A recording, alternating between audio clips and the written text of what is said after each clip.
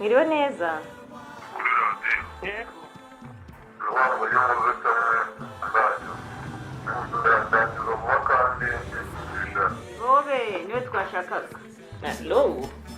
Rwanda has become a world leader when it comes to promoting gender equality in politics, education, and for some, even sexual pleasure.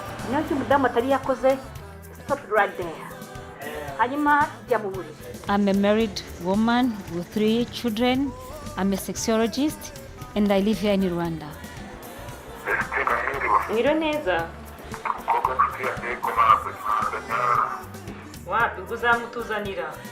Kunyaza is an ancient and secretive sexual practice originating from this tiny country. It's said to encourage female ejaculation and orgasms, and although it's not openly discussed, it is well known. The technique involves a man rhythmically and continuously striking the clitoris and labia with his erect penis. I don't think people talk enough about female pleasure. Nibyo kugira isoni byabagaho kera ariko nuba mu kigihe ntabwo bakigira isoni zo kwivugaho basigaye babivuga cyane ku mugaragaro ntabwo ari nka kera. Kunyaza turabizi. Ngira ukuntu banyazaga. Numva kutabikora nabi.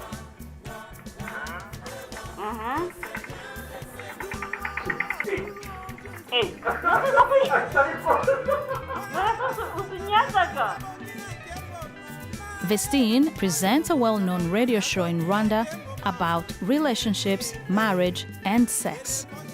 Female pleasure, it's very important because we all deserve to be happy. Kunyaza, I believe anyone can do that, even white people as well. To a woman, it's so enjoyable. When the water's coming out, you feel like you're in heaven. You feel something you never felt before. In our culture, marriage is all about that. It's all about in bed. Reka dusome tuvuga maze kwajya maze tujye tugaruke mu kanya gato.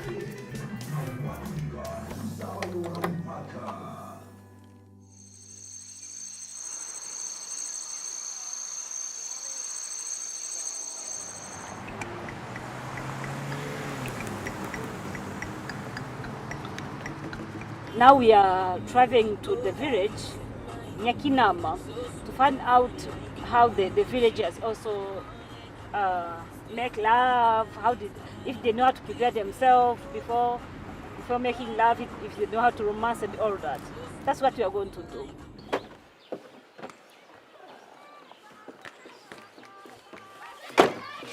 Not all the Rwandan women who are free to talk about sex. But there's this group of women, most of them, they lost their husbands.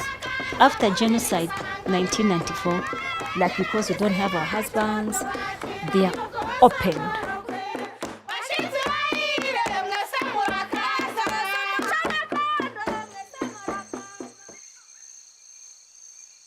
Noneho se reka tugire ikintu twivugira kuri ku mugabo abagore bose bagira amazi.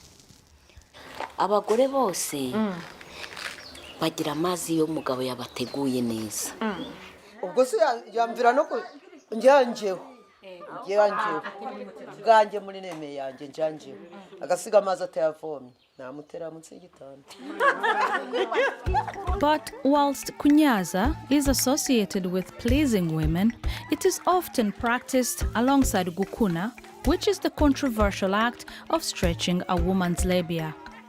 Kunyaza and gukuna can be practiced separately, but are both linked to sexual pleasure. In Rwanda, many girls are encouraged by their elders to start pulling their labia as they begin puberty, sometimes as young as 10 years old.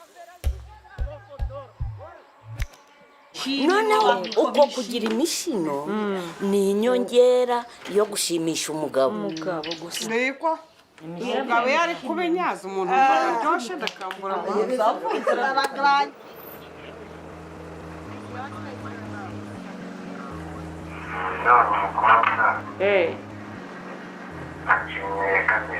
Ariko bakera impamvu bayicaga nuko nta twenda tw'imbere bambaraga bakayica ari mu rwego rwo kugira ngo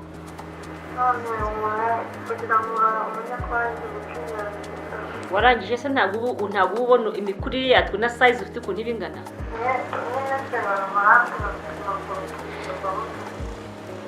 Historically, before people wore underwear, labia elongation was practiced in Rwanda because it was believed to prevent infection and increase modesty by concealing the vagina.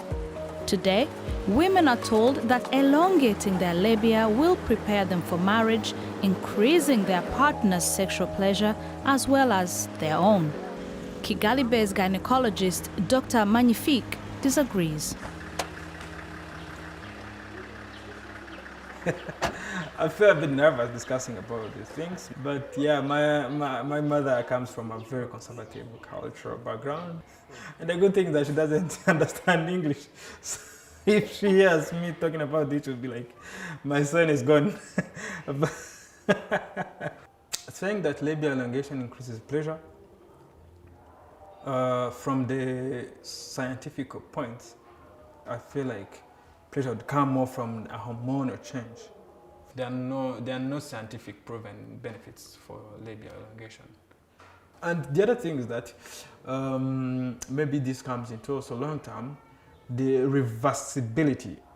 Let's say you've done it, and at some point you've done it when you're 10 years, and then you get to be 20 and you're like, I no longer need this. If you want to reverse it, you have to go through a surgical procedure.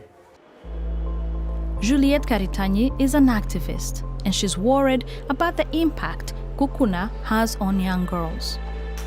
Among my generation, and my boyfriend doesn't believe in Gukuna because they feel like it's an old practice, and for children it shouldn't even be like, we shouldn't even discuss about it. The reason why in our culture they were doing it at that early age is because our grandmothers used to get married at 12, 14. But now a 14 years old need to be in school. For me, it's violation of like their innocence. We are in another generation. Juliette lives in Kigali and is part of a feminist group who discuss everything from gender-based violence and rape to labia elongation and sexual pleasure. Of course, you meet some men who are who are very blunt about it. So if you're gonna tell me some stuff about pulling or doing whatever, I'm gonna ask you some questions that will make you uncomfortable, right? Yeah. Like, how well endowed are you? But in our society, a woman who elongated her labia, like they consider you now you're a full woman, you are a wife material. Don't agree with people who stand on culture saying, oh, this is our culture. Yes, our culture is a huge thing actually, but if something is harmful, if something creates gender inequality, if something hurts someone, I don't see why we would cling to it just for the sake of culture.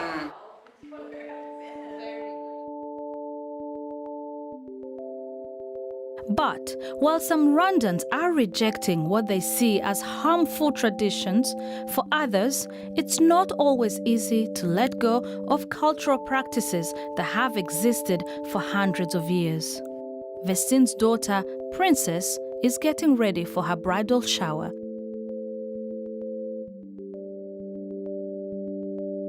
It's the day that first happened before you get married, where your aunties, your grandma, your mom, and friends and sisters give you advice and give you gifts to use when you're already married. I'm a girl right now, but the day is coming, I'll be a woman.